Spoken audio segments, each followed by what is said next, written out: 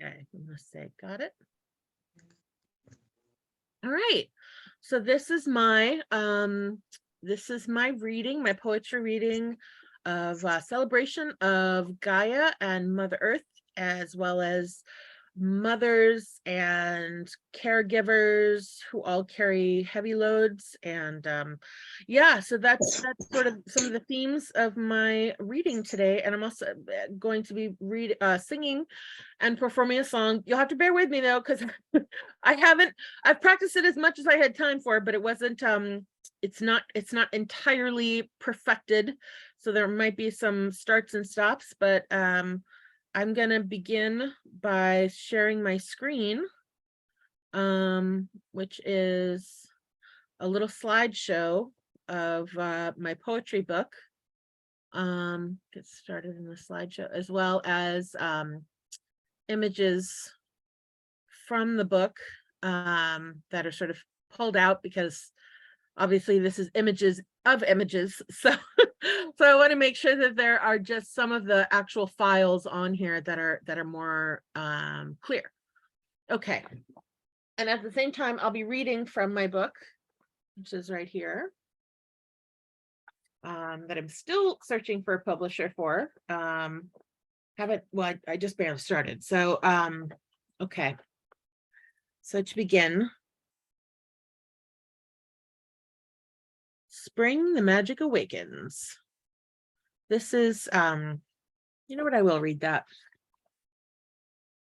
This is less a poem, more a bit of prose that begins sort of my journey into what my business is all about, which is my artistry business is all about, which is sort of a melding of art and activism, as well as fantasy. Okay, I do believe in fairies. It was morning in the woods during those brief springtime days when everything is fresh and cool and fragrant, and life is tumbling forth as nature enjoys her new youth. A small white flower beckoned to me from the side of the trail.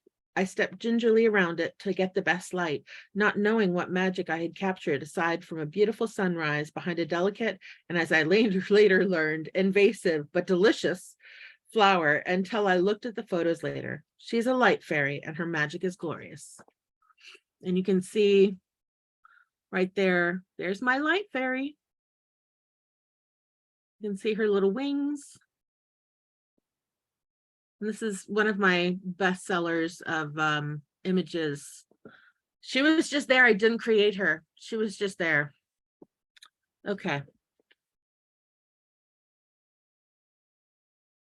And this poem has changed titles a bit. I used to call it Nature is the Answer, but now I call it Fairy Rings of Truth. Dryad skirts of ivy and fairy rings of truth. The trees will guide you through the wood as long as your heart has youth. The young at heart can see them, the fairy lights so dear. They sing a song of nature. If you listen, can you hear? They tell us not to tread so harshly with big black heavy boots, not to cut down the friendly dryads, not to tear up their connected roots. Connected to all the community, bringing life and nutrients and care, sequestering carbon dioxide. If we kill them, we won't have air. They filter our storm water and give us shade in summer and spring. They beautify our neighborhoods. If we destroy them, what will we bring? If we keep on with our destruction, will the end of earth be in store? No, but we will die, and so will many more. So the dryads and light fairies usher the wise into the woods, to walk nimbly among them, listening to all that's good. They tell us not to harm them, for they hold the secrets of life, and to spread the word about them, for the true of heart will play the fife, and lead the world to knowledge, bringing truth to light. It is in nature that we find the answer. It is in nature that there is right. And if anyone has comments, feel free, to unmute yourself. Comments are welcome. And I'm going through some of the ones that I had done last year as well in a reading, but there will be a bunch of new material. And can everybody hear me okay? Is it all good? Yes. Okay, great. All right.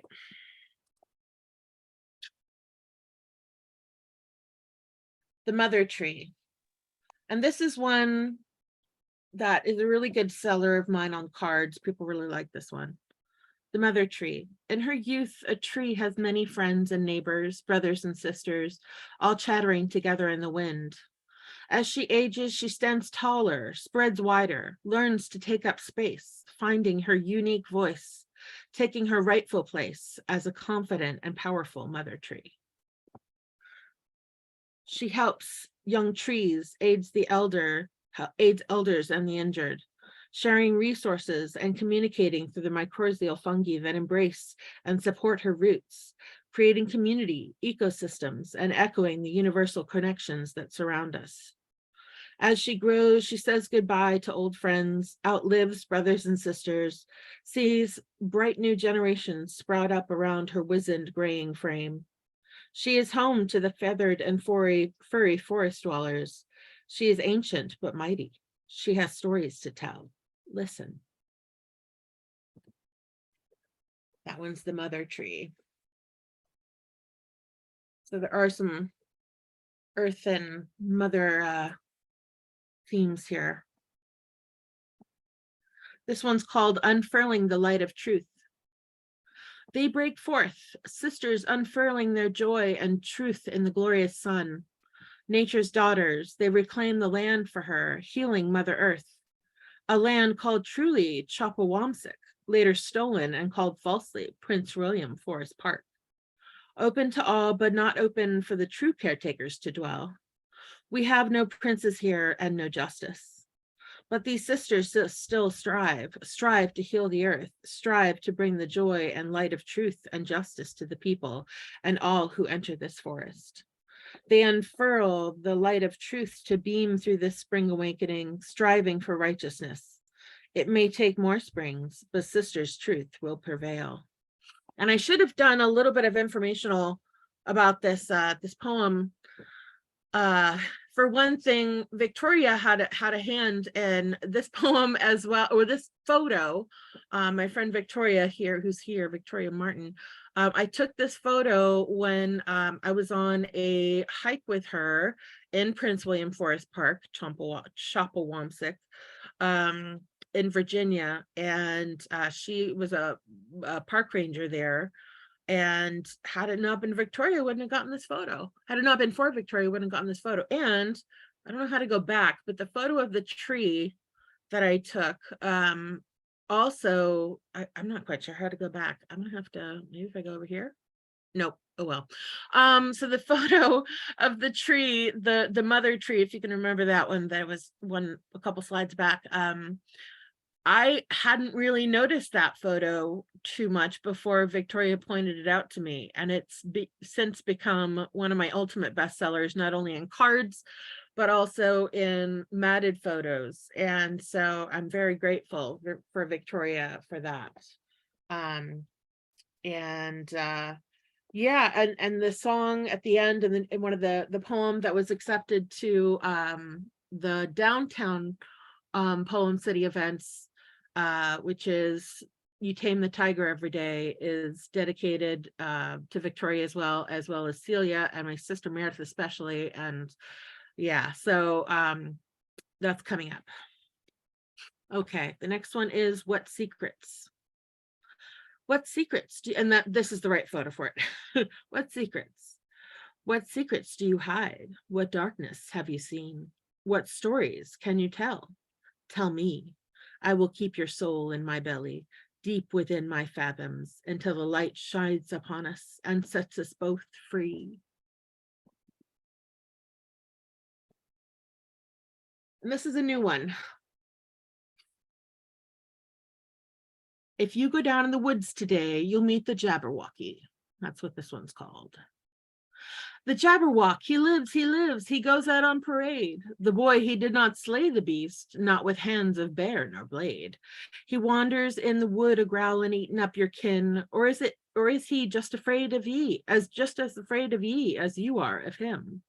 He raids our compost bins and feeders looking for some din. We chase him down with dogs and tear his flesh that is our sin. He lives in woods, we raid his land, then get mad when he comes out. We slay him with our violent shotguns that we carry on about, and chase him through our neighbors' yards, then get mad when they scream and shout about how their land is private and we must get out, get out. We do not listen, and soon we wonder where has gone our berry bushes. The seeds which the beast once cast about are no longer in the rushes. We lose our medicine, our food, our good grace with Mother Nature, for all the beasts that we've destroyed are all at once upon a time our saviors. For once our biodiversity is lost, as are we won't be called for. Unless the Jabberwock, our friend, we must make room for. In the habitat we've modeled, or else we will be done for. And though this is a serious point, we always must make room for absurdity, for in nature is art, and in humor we find we bloom more. So if you go down in the woods today, you'll meet the Jabberwocky. Don't feed him, nor pet him, nor take him out for walkies, for he tears the flesh and eats the bone. But should we really fear him? Or is it us who destroys the home of the benevolent beasts of the kingdom? And that's a new one that I haven't performed yet. So I'd love any feedback if anybody has any feedback on that one. Any thoughts? I see Celia smiling. It's about bear hunting in Vermont, which is sort of a contentious point. But the photo I took, I thought was sort of an interesting sort of remind me of the Jabberwocky. It's a photo that I also took on the same hike with Victoria that I took the fern photo, and I just find that photo fascinating. It looks like sort of an elephantine Jabberwocky horse beast, and it inspired this poem, which also has sort of literature tie-ins, children's literature tie-ins. Okay. Blossoming fecundity. So this is another Mother's Day, Mother Earth, but also Mother of Women's Rights poem that I also read last time. And the last one was new, but this one is a oldie but a goodie.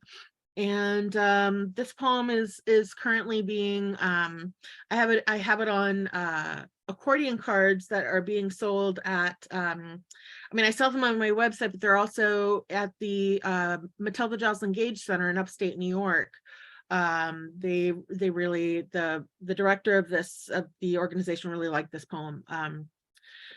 Okay, so this is called Matilda's Roses, and it's about the woman who she founded, she didn't found, but she was sort of the suffragette leader in the late 1800s and early 1900s. Her name is Matilda Joslin Gage, and she did so much for the women's movement. But unlike a lot of her white contemporaries, she was incredibly anti-racist, and just altogether intersectional in her feminism. You know, her homes were on the Underground Railroad, both as a child and an adult. She did so much advocacy for the Haudenosaunee, she did so much advocacy for Native Americans in general. The Haudenosaunee, which are the Iroquois, called her "She Who Holds Up the Sky." She was vegetarian for animal rights. This is the late 1800s, early 1900s, when like nobody was doing that.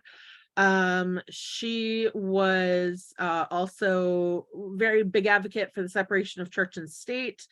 There'll be a photo of her coming up in the book and in the images here.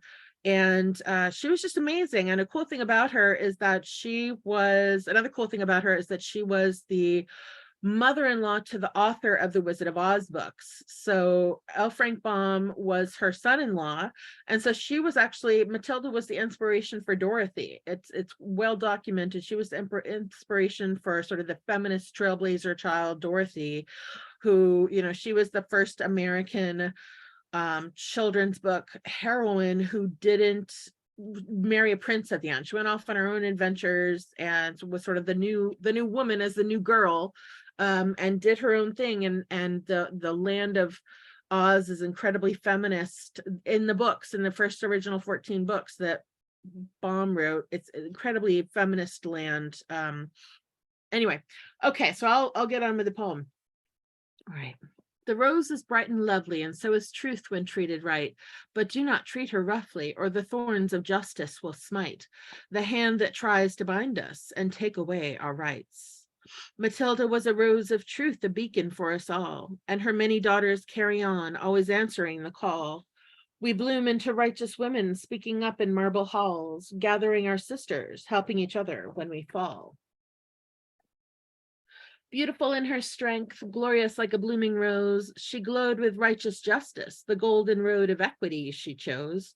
She was the inspiration for Dorothy, a feminist trailblazer child.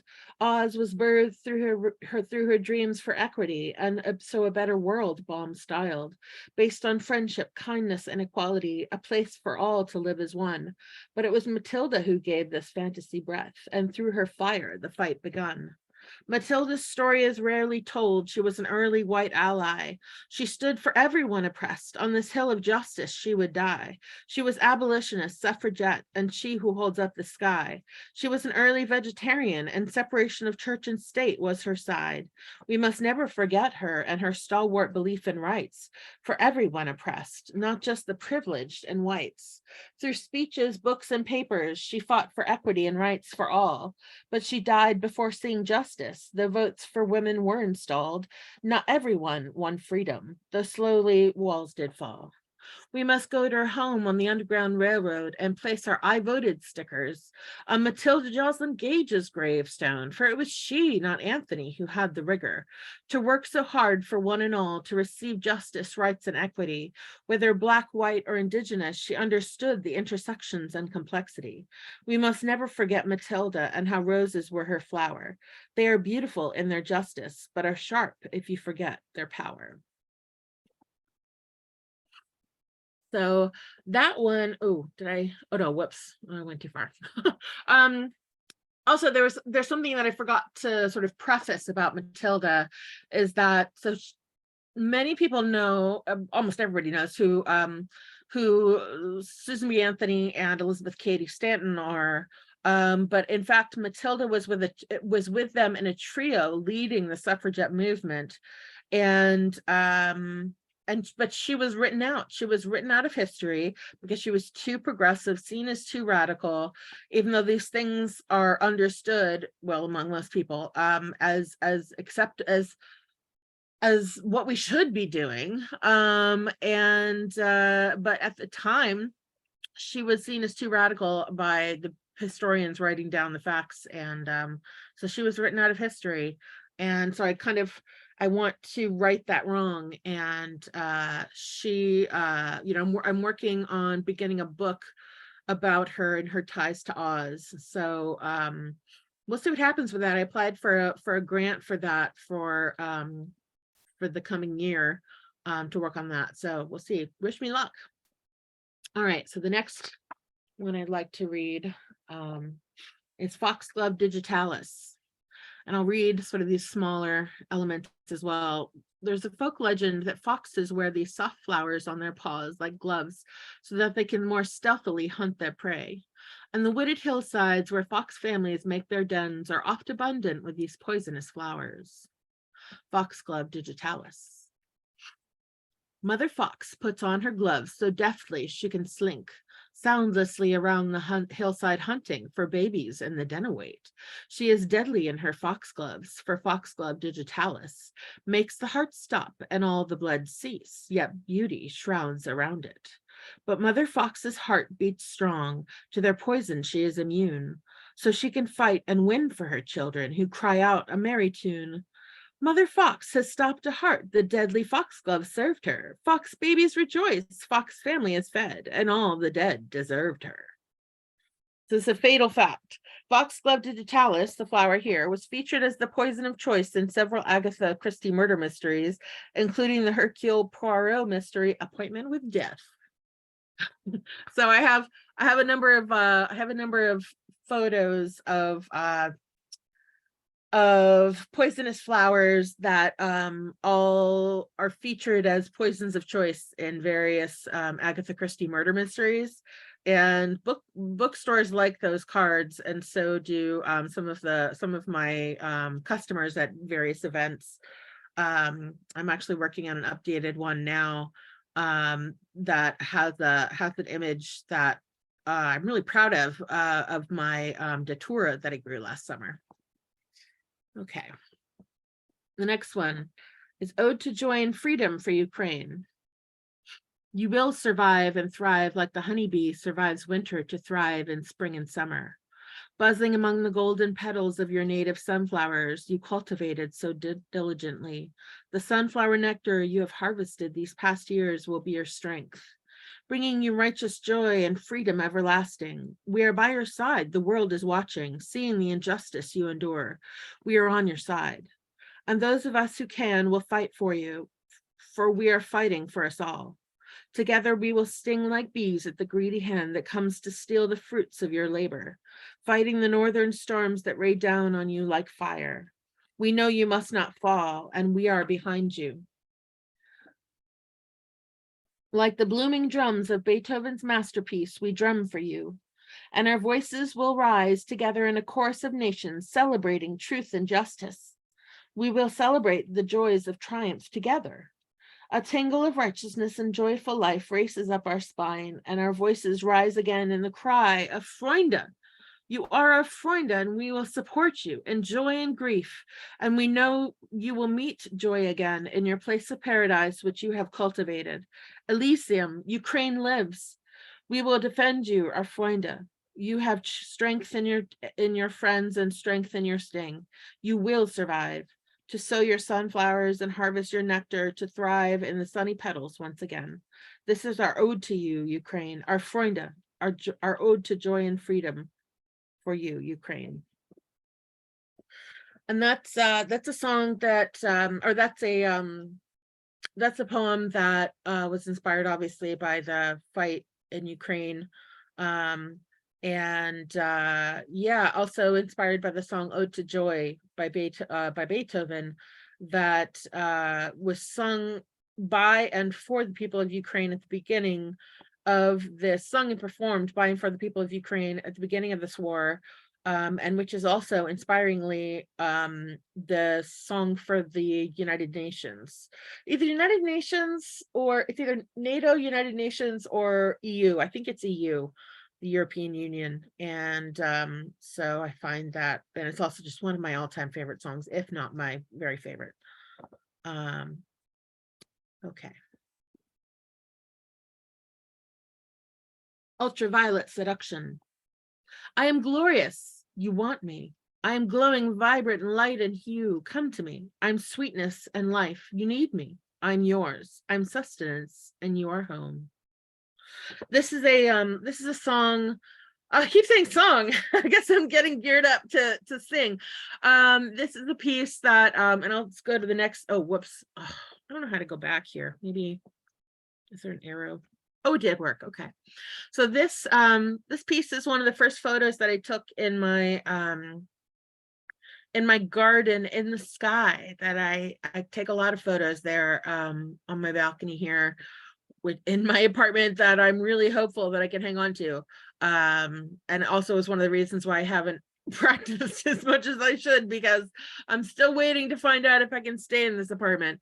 I've got about a week left to find out. So because it's a long story, most of you already know, but it's just Section 8 rules and all sorts of things. So hopeful that I can stay here, especially the garden that I can grow on my balcony is lovely, and I take a lot of photos there, including the sunflower photos that were in the previous poem, and this photo. And that poem, Ultraviolet Seduction, is a poem about bees as well as home.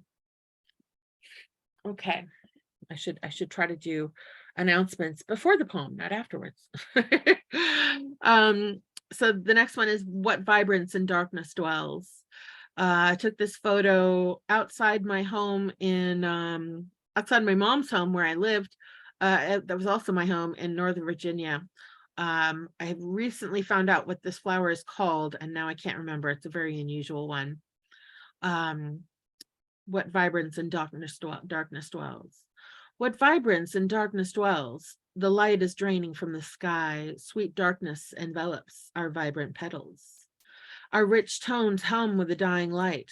Our pattern pleases. We crane our necks to watch you, watching us, fade into darkness. And that's, oh, and I didn't really mention this earlier, but almost all my poems are inspired by the photos that I take. And that's sort of a better photo, a better image of that. All right. Some autumn ones. There's definitely some new ones in the autumn section, including the one that was accepted to the downtown PoemCity, and it's also in the anthology. Autumn. Sun fades in autumn, and into darkness we do tread, but glorious be the colors, and light of truth guides instead.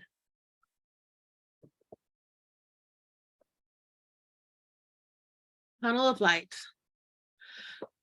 Sun fades in autumn, and into darkness we do tread, but glorious be the colors, and light of truth guides instead. Through shaded tunnels of the mind we wander, seeing stories of the past. Will the pain be stronger, or will the joy outlast? Shan't get distracted now as dark boughs beckon overhead. It is the golden light of truth we seek, and our past to put to bed. But we cannot rest quite yet, not till it is seen, till it is read. For golden truth will out now, and it will all be said. Only then will be the time for peace, and to once again break bread.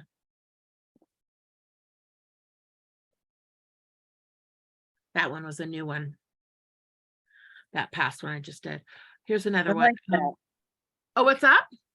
I like that one a lot. Oh, thank you, Alma. I appreciate that. Thank you. That was a new one that I wasn't sure I was going to add to the book, but I did. It's in the newest version anyway. Thank you very much. You have a photo illustrating that one?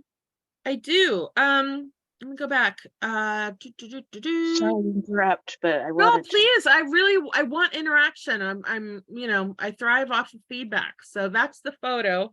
I have a better, this is sort of it's not really turning out well because it's a photo of a photo. But I do have that in I do have a better version of that. But yeah, that's the photo. So you can see the sort of dark boughs overhead and the light of truth. Okay, I'm going to go forward. All right, Vermont Forest Wonderland. We dine upon detritus upon the forest floor, supping in our tea party evermore. Decay in our decanter, dissolving any crimes against nature or nurture, we digest throughout all time. That's it's a mushroom. I don't even know what time it is. I haven't timed this to see how far it goes. Oh, okay. Half an hour.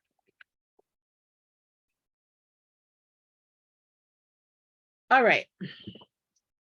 So this I'm going to perform as a poem first, so that you can kind of get an idea of what the words are. And then I think I'll sing it. This is the song that is also a poem, and is the piece that is inspired. It came to me in a dream as a song while I was talking to my sister Meredith, who's on the call, in a dream. She was in my dream, and I was talking to her, and I was trying to communicate to her how grateful I am for all of the things that she does for me, and all the things that she does for our family. And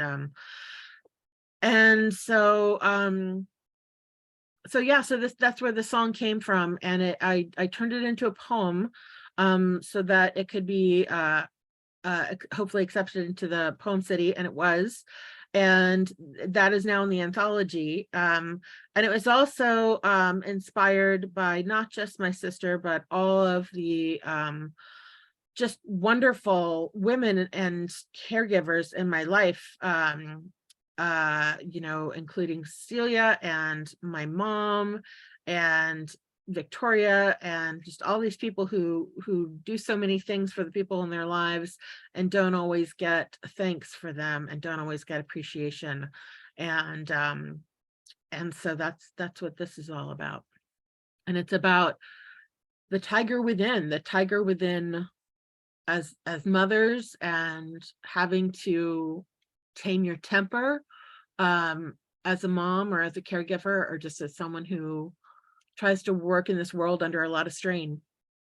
So it's called, and by the way, that is my sister and my nephew Thorfinn in the image there to the left. And actually Bjorn is there too, because my sister Meredith is pregnant with him at the time. So yeah, so I think Thorfinn is 3 there, maybe 2. He must be 2 because Bjorn isn't born yet, I think. Yeah, he's about probably what 2.5 there. Yeah. Okay, great. So you tame the tiger every day. Song is poetry. You tame the tiger every day. Blunt his claws so they will stay muted for your children's sake. Muted for your children's sake. You tend the tiger, bring him string. The things you do are everything. He is entertained and plays, but you deserve a rest today. His fur you brush, the clothing you wash. His meat you cut, the meals you make. He is entertained and plays, but you deserve a rest today. You never know the peace you bring, the things you do for them. They won't know until they're grown all the love that you have shown. You tame the tiger every day, blunt your claws so they will stay muted for your children's sake, muted for your children's sake, but you deserve a rest today. Yes, you deserve a rest today. All right, there's more poetry to come, but I want to do the song. Let me just get a little water. And bear with me. It may not be perfect, but I'm going to do my best.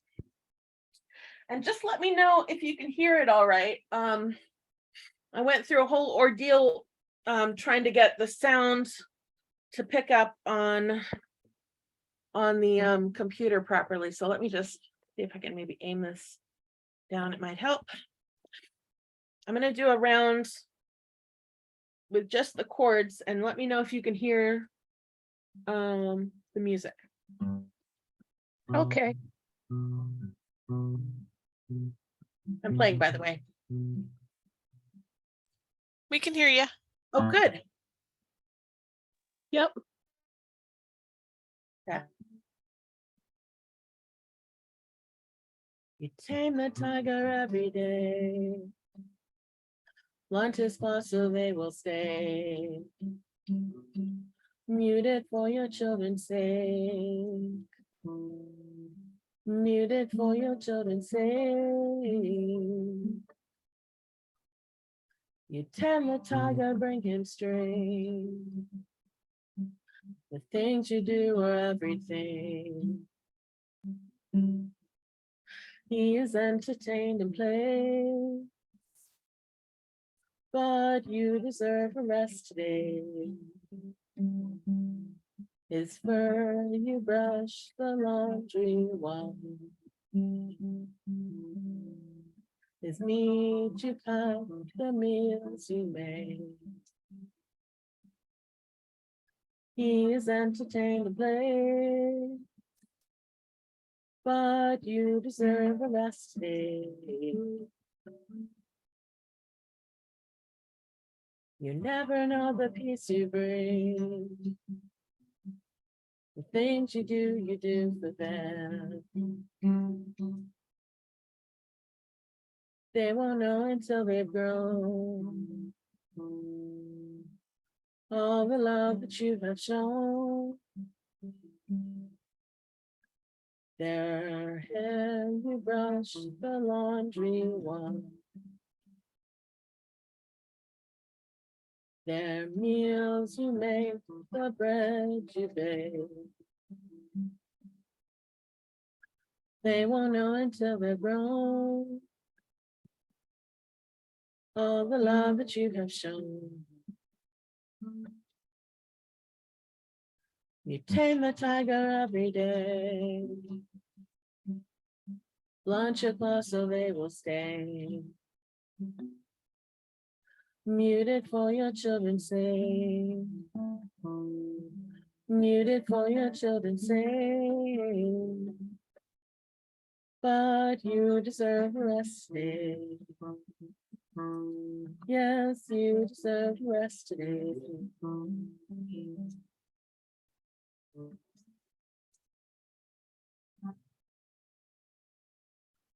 The end. Not the end of that's the song. That's the song. Yay. Oh, thank you. I love it because now I understand the poem so much more. Oh yeah. Oh, Yeah. sort of with the explanation. I needed the whole story, the context, the photograph. Now I get the whole thing much more. It's really good. Oh, thank you. Yeah, I tried to do I sort of attempted to do a photo with a PoemCity sort of entry. It wouldn't really work that way. But I was able to, and this is sort of, if anybody who's in town is able to visit the senior center here on Berry Street, I have this photo up next to this poem in a piece on the wall in the in a display, in an exhibit. I got my own sort of exhibit of my own there at the senior center, and Celia helped me. She was my right hand woman setting that up and getting stuff hung. It wasn't just this photo. There's like 9 photo and poem pairings from this book that I was able to get framed with thanks from thanks for the help from Michelle Singer. She helped to pay for this with the Kellogg-Hubbard Libraries Fund, was able to help pay for the framing of some of those pieces, so that was great. And also thanks to my mom for helping to get some of those pieces framed. And so yeah, so those are hanging up at the senior center here in Montpelier through the end of April. So yeah, and I've just got a few more poems left, and then we can open it up if anybody wants to discuss, or yeah, it's going to be shorter than an hour, I think. Well, let's see what else we've got here. Going to the next, oh, now that's sort of the better version of this photo. Okay. I've got 2 poems for this one called Narnia in Vermont. There's 2 different poems, and this is sort of children's book oriented. So maybe Thorin will like this one. Finding lampposts through wardrobes, we frolic with fawns, with naiads and dryads, we dance until dawn. When autumn has ended, we return to our youth, curling up with our stories, enrobed in our truth. Imagination our fur coat to keep out the cold, while the snow falls around us, our hearts never grow old. And by the way, I didn't really make this clear. Yeah, I should have really practiced this presentation a lot more. But my book and this presentation kind of goes in order of the season. So it begins with spring, goes through summer, and ends in fall. I do have a few winter photos, but not as many as the others. So I haven't done a winter themed chapter of poems yet, but we started in fall back there with the first autumn theme photo. Okay. The second Narnia in Vermont poem is, I came upon a lamppost in the woods of gold. I came upon a lamppost and didn't feel so old. I don't like this one as much. I remembered childhood days gone by so innocent and rare, when magic was the standard and wonder filled the air. But maybe magic still abides. Animals talk and our eyes are wide. We learn new things about the world in stride. If our minds are open, we will not die. Let's keep our eyes open to the world around us. Science is magic. Let the universe astound us. Okay, so that's sort of about the interminglings of magic and science and ecology and druidism, and how all those things are not really in their own ivory towers. There's a sort of a theme that I've and my mother and people in my family have picked up over time about how basically science and belief are kind of melding over time in a way of like, you know, kind of bending towards each other across the arc of time, and how, you know, science is discovering things that religion has known for quite some time about, you know, the interconnectedness of all things and string theory, and also, you know, there are things about astronomy that astrologers have known for thousands of years, like how Jupiter, you know, astrologers knew a long time ago that Jupiter was sort of this big dominating force that was all about expansiveness and influence and luck and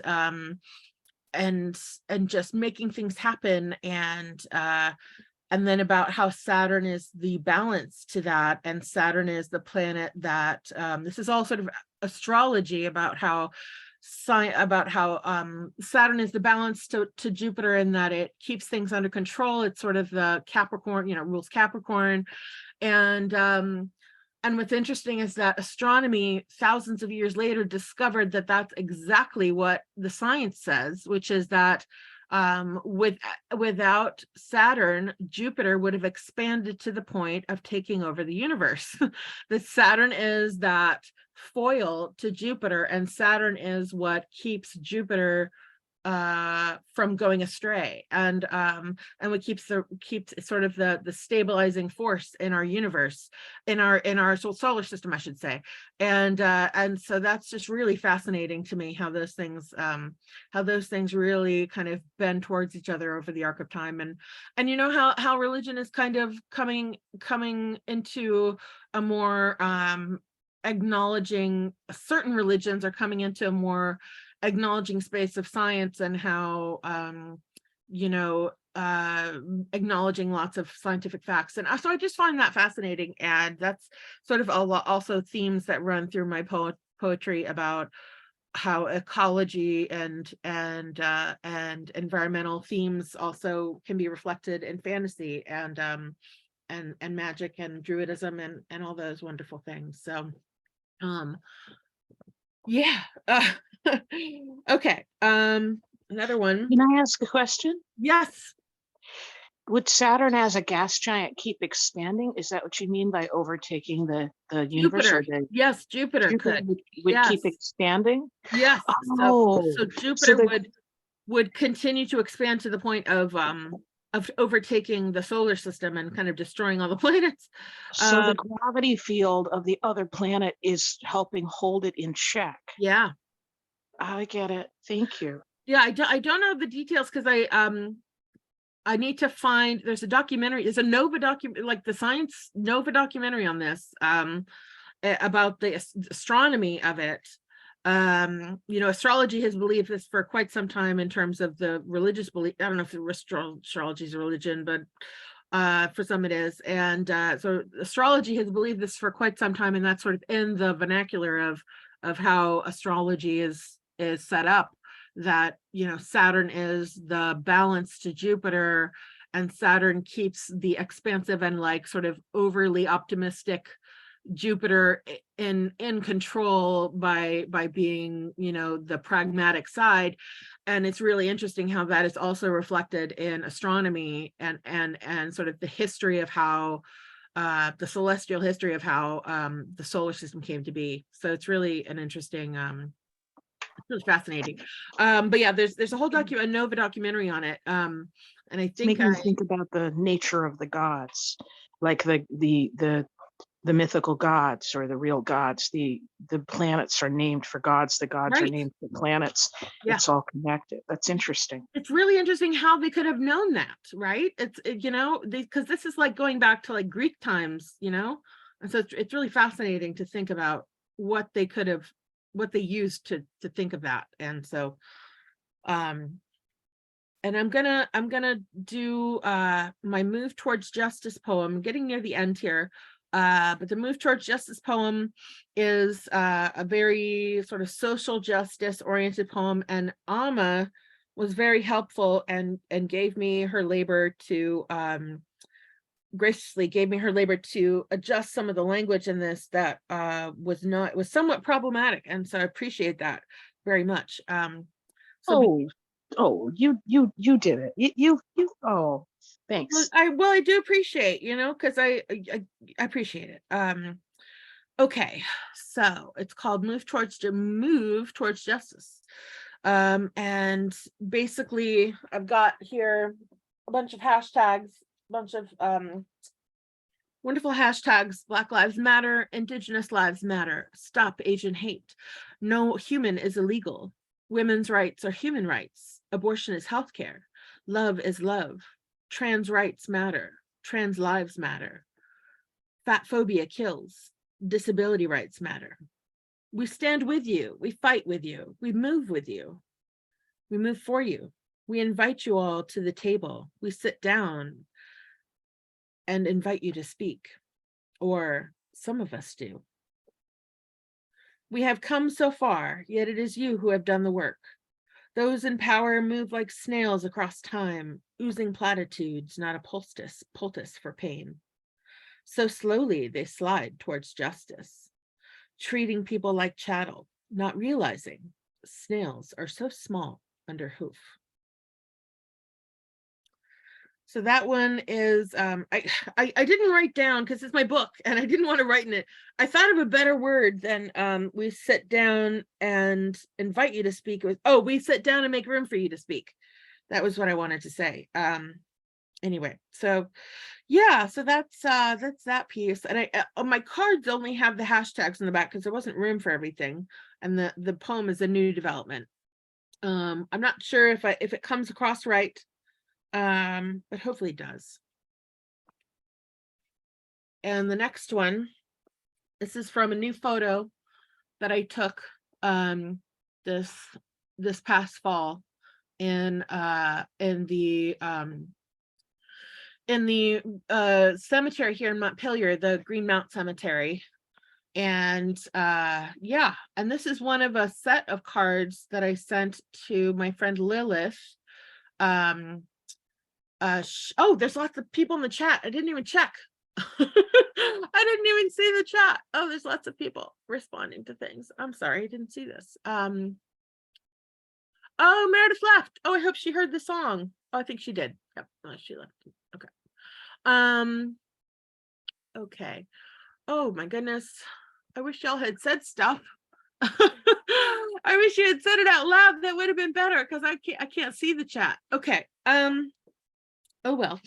All right, I guess next time I'll make an announcement in the beginning. But yeah, if you have anything to say, after each poem, please feel free to unmute yourself and say stuff. But a cool thing about the autumn, these autumn themed sort of spooky ones, which is this Autumn Death, and I have another one that's Beetlejuice card that it was I didn't do a poem with that yet, but both those cards I sent to my friend Lilith, who's she's a horror actress in California, and she is also an activist for plus size and disability and Indigenous rights, and she's really fabulous. And so she was able to bring these cards to some of the events that she does that are sort of horror themed. And it was really cool because sort of one of the wonderful sort of main players in the Beetlejuice movie actually has my card now, which is kind of cool. So has my Beetlejuice card. But this is not the same thing, but it's one of the sort of spooky themed cards that I also sent. So okay, so this is called Autumn Death. The golden glow of life gone by, she waits, reclined, and seems to sigh, pondering thoughts we have not seen. She is witness eternal, as nature rends gold from green. Sprouting from death, the decay will bring life. New generations will form, whether in love or strife. Spring will come, but here now we rest. As darkness falls, we heave our breast. Letting worries fall away with each new breath, we fall into slumber, the sweet peace. Oh my gosh, the sweet peace of autumn death. I ruined that one, but I'll read the last line again. We fall into slumber, the sweet peace of autumn death. And that's just about sort of the seasons changing. But it's also about sort of passing on, as the image implies. And only two more. And these are oldies that I've had in here for quite some time. It's called Contemplative Equine. The dawn mist was just rising over the warm palette of the New England autumn foliage on the Worcester Mountain Range in my hometown in Vermont. It was so beautiful, even the horses stood in awe, contemplating the mists. And this is a larger version of that same photo. Well, it's not the same photo. I sort of zoomed in with my camera. Luckily, that horse was still standing there, just like that, looking off into the mist. You can kind of see that that's the same sort of stance that the horse is doing. Whoops, whoa, which way to go? What did I do? Oh, I know. Hang on, back. So you can see the horse is there and the horse is the same there. So I lucked out. And the last poem, which is not really, it's sort of a closing phrase, I guess, is early morning mists over the Worcester Valley. Early morning mists calm our quaking hearts. We pause and wonder at nature's glory. And that's the end. And I just have a section here that has my photo index, sort of where I took the photos, when I took the photos, and what they're of. So yeah, that's it. Any comments, any thoughts? Everyone's free to Oh, I couldn't hear you, Celia. No, I was starting to unmute ourselves and saying like, let's say thank you, Ashley. 'Cause Good job. yeah. Thank you, Thorin. Mm. Did you say something, George? What's that? Oh, I thought I saw George say something and then I couldn't. I was about to say something, yeah. Oh, I'm That sorry. was lovely. Oh, thank you very much, George. I appreciate your very informed opinion. You're very Beautiful photography too. Just I beautiful. appreciate that. Thank you so much, George. The photography and the poems together, that's the extra magic. There's a magic to the words, but there's extra magic to the juxtaposition and the looking at the poem, looking at the picture. I loved the foxgloves and think you could do a whole flower fairy type series on flowers and Oh, herbs, because the foxglove made me think of all the stories you could tell about all these different plants. oh wow. Yeah, I would love to. I've got so many sort of half started, well, not half started, but just sort of floating around in my mind, different poems that I'd like to do for different images, especially there's some my mom have taken that, some remind me of Hobbiton. There's one that she took that it looks exactly like the Shire from the Lord of the Rings. And she's there's one photo that she took of a rainbow over her backyard that just was gorgeous. And I used that one. Oh, I know that one. Is that Yeah. card that I bought? I love it. Oh, Yeah, it was very nice. It's beautiful. She's got a good eye. I get my artistic side from her. She took that photo and she's taken a number of other photos that are really gorgeous and she's offered to let me use them. And so I want to sort of, I want to do some poems that have been inspired by those as well. I edit her photos and that's sort of how I'm allowed to, that's sort of how I'm able to use them in good conscience. But basically, I didn't know, Joe Bauer, I didn't know they were there. Oh, thank you so much, Joe. But yeah, so basically, I love that feedback, Alma. Thank you so much, because I would love to do more that's very fantasy and fairy oriented. I see what you're saying about the flowers. I'd love to show you. yeah. I'd love to show Like you when I another was flower photo. when I was a little girl, the flower fairies were so important to my childhood. And I was just thinking about the foxglove and the story of the fox's gloves and the children and the joy. And it made me think also of the fox went out on a frosty night and getting the goose and eating it to the bones. Oh, getting the goose. Oh, is that like a folktale? Yeah, the fox went out on a chilly night, that song. Oh, I don't know it. Someone's asking how much your book is. Yes, I think that's that is my lovely friend Victoria, my best friend Victoria. Yes, Victoria. So my book is I was about to type it. I'll just say it. My book is currently, it's a sliding scale, because if you want to get the newest version, it's 100 right now, which I know is a lot. But it's because I get it printed, you know, with the color photos, it adds a lot to the cost, and it's not published yet. So it's 100 to get a new copy. But if you wanted to get one that maybe didn't have all the content, there's sort of a sliding scale with those.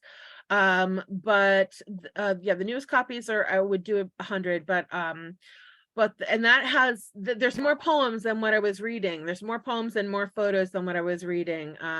So it has more content than what was gone over today. And it also but I'm looking for a publisher, and so I'm hopeful that if I can get a publisher, which, you know, I know if I do get a publisher, I can lower the price, because then they will print it at a lower price per book, and that should bring it to a more affordable level. But for now, the book's 100. So but yeah, I can, you know, there are other versions that are cheaper. And I'm gonna look back at some of these comments, because I did not see them. Oh,